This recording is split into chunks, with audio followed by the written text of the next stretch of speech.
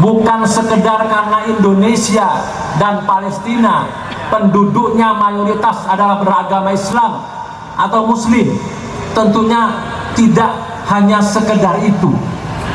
Kegiatan solidaritas untuk Palestina yang diprakarsai oleh Ikatan Koordinator Kajian Ahad Pagi, IKKPI se-Kabupaten Karanganyar, tanggal 14 Januari tahun 2024 dengan tema Solidaritas Sepanjang Masa untuk Palestina, mendapat sambutan antusias dari masyarakat Kabupaten Karanganyar. Topik yang diangkat sangat menarik, namun solidaritas bukan sekedar adanya kesamaan sesama Muslim. Solidaritas menurut Emile Durkheim pada konsepnya tahun 1858, solidaritas adalah suatu hubungan antara individu atau kelompok yang terikat dengan perasaan moral dan kepercayaan yang dianut bersama dan diperkuat oleh pengalaman emosional bersama. Solidaritas juga dapat digambarkan dengan keadaan saling percaya yang tercipta di antara individu atau anggota dalam suatu kelompok. Solidaritas dapat diartikan sebagai sebuah rasa kesetiakawanan, atau kekompakan yang apabila dikaitkan dengan konteks kelompok sosial, maka solidaritas merupakan wujud dari rasa kebersamaan suatu kelompok untuk mencapai tujuan dan keinginan bersama. Sifat solidaritas juga menggambarkan wajah cinta sosial, juga kepedulian sesama manusia. Solidaritas adalah suatu bentuk kerjasama, tolong-menolong, dan musyawarah dalam segala aktivitas manusia yang sangat berhubungan dalam memperkuat integrasi. Pada zaman penjajahan di tahun 1944, Palestina mengakui kedaulatan Indonesia. Bahkan sebelum negeri ini kemerdekaan Indonesia diproklamasikan oleh Presiden Soekarno-Hatta. Sejak saat itulah, hubungan Indonesia dan Palestina terus erat dan saling memberikan dukungan satu sama lain. Perlu diketahui, hubungan mesra Indonesia dengan Palestina telah dibuktikan dukungan-dukungan pada forum internasional. Indonesia juga sempat mendorong para pemimpin Organisasi Kerjasama Islam, OKI, memobilisasi upaya lebih luas untuk mendukung Palestina dan meningkatkan status Palestina sebagai negara anggota penuh Perserikatan Bangsa-Bangsa, PBB.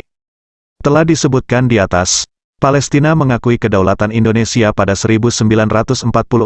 Saat itu, Mufti Besar Palestina Syekh Muhammad Amin Al-Husaini dan seorang saudagar kaya Palestina, Muhammad Ali Taher, menyiarkan dukungan rakyat Palestina untuk kemerdekaan Indonesia melalui siaran radio dan media berbahasa Arab pada tanggal 6 September tahun 1944.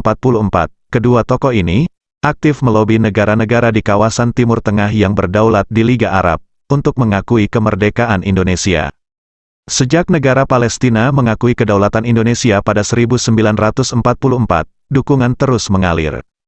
Sosok Ali Taher dikenal sebagai Raja Media Palestina dan sangat mencintai Indonesia, memiliki kedekatan dengan para pejuang Indonesia di Timur Tengah, sedangkan beberapa media cetak Palestina yang dimiliki Ali Taher antara lain, Ash-Shura, Al-Sabab, Al-Minhaj dan Al-Alam Al-Masri. Dalam sejarah, Mesir memang jadi negara pertama yang mengakui kemerdekaan Indonesia pada tanggal 22 Maret tahun 1946. Namun pengakuan ini tak lepas dari peran para tokoh Palestina dan Panitia Pusat Perkumpulan Kemerdekaan Indonesia, yang diketuai oleh Muhammad Zain Hasan. Pada tanggal 19 Oktober tahun 1989 dibangun kantor Kedutaan Besar Palestina di Jakarta. Pembangunan Kedutaan Besar dilakukan usai ditandatangani komunike bersama pembukaan hubungan diplomatik Indonesia-Palestina antara Menlu RI, Ali Alatas dan Menlu Palestina Farouk Kadoumi di Jakarta. Farouk menyerahkan surat-surat kepercayaan kepada Presiden Soeharto pada tanggal 23 April tahun 1990.